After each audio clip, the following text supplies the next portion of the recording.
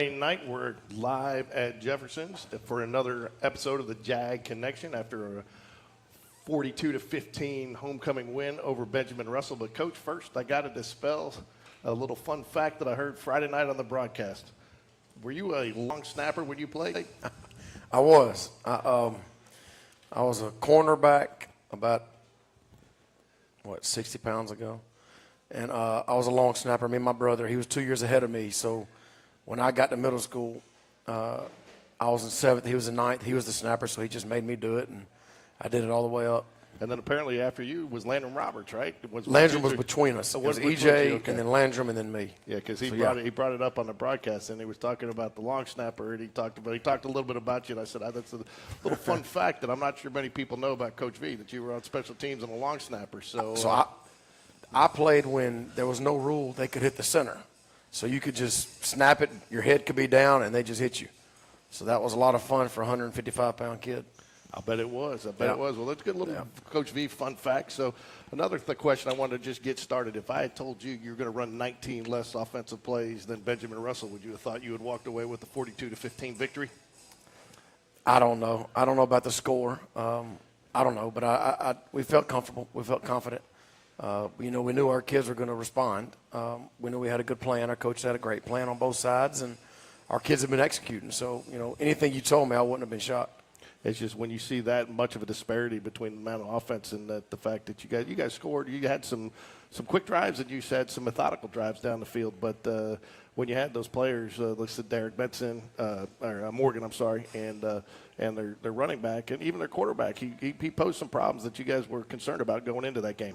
There's no doubt. I mean, you have to know where number one is, and a lot of times you got to put two guys on him. And when you take an extra guy and put him on him, you're going to be lacking somewhere else. So we knew that, but the coaches they did a great job on defense. They said let's make somebody else beat us, and be very physical up front, which they challenged our defensive line, and they did a very good job of controlling the run game. Because I told them if they could run the football, it was going to be a long night for us, and our D-line they did a really good job, of controlling the line of scrimmage. So he was good. That number one is pretty. Anywhere he goes on the field, you better know where he is. But our defense stepped up. Yeah, as we talked about on your show last Friday, he's going to get I think he had 183 yards, but you didn't get him a lot of yards after the catch. There's a couple times he did go up. He's got a size mismatch. They took advantage of that.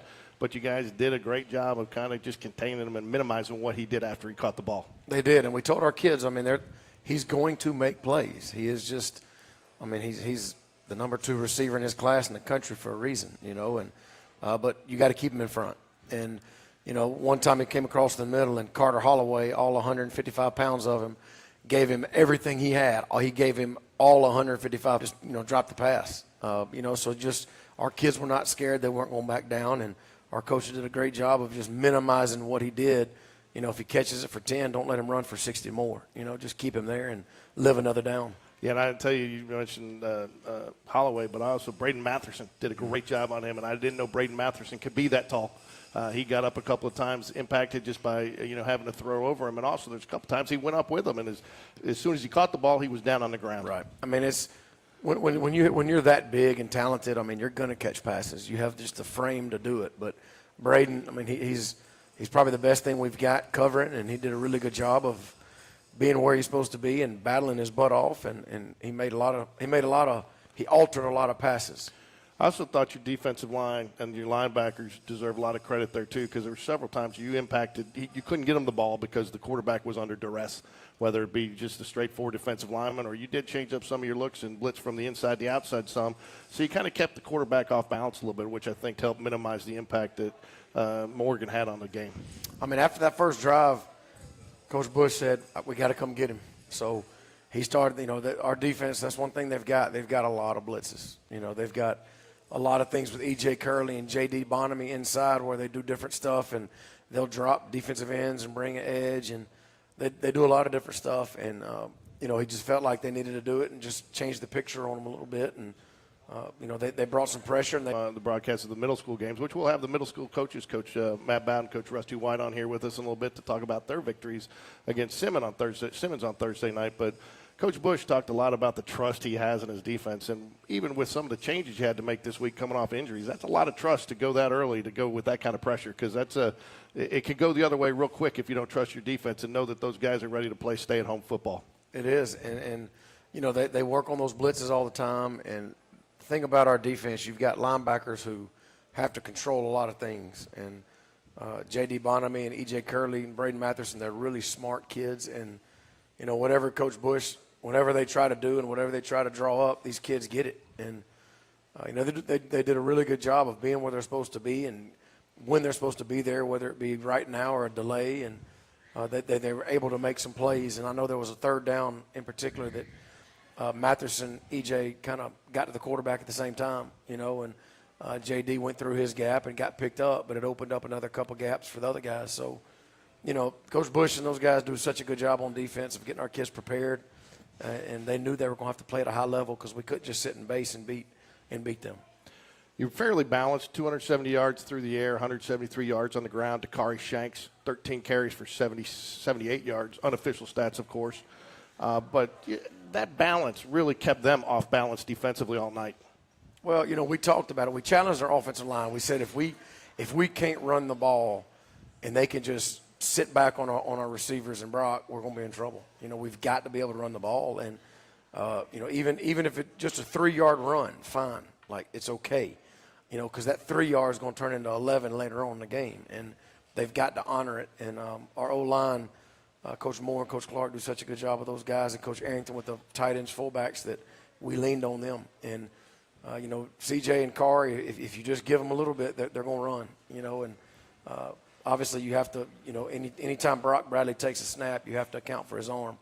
But at the same time, if we can make people honor the run, you know, it just allows us to be balanced.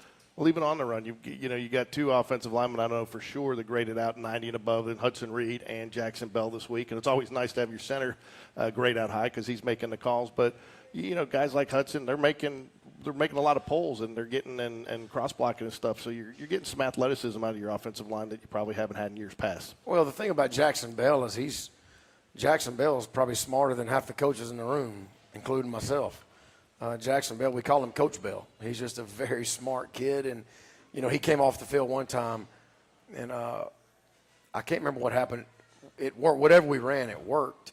But one of our linemen didn't do the right thing, and he said, "Coach, it's my fault. I forgot to tell him what to do." So he took blame that a kid next to him didn't do the right thing because he forgot to tell him what to do.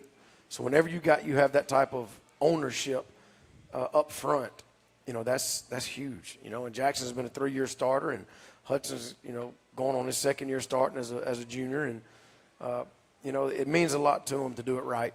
And when you get kids that it means a lot to do it right, you surround them with talented, skilled kids, then, you know, you see the product on Friday nights.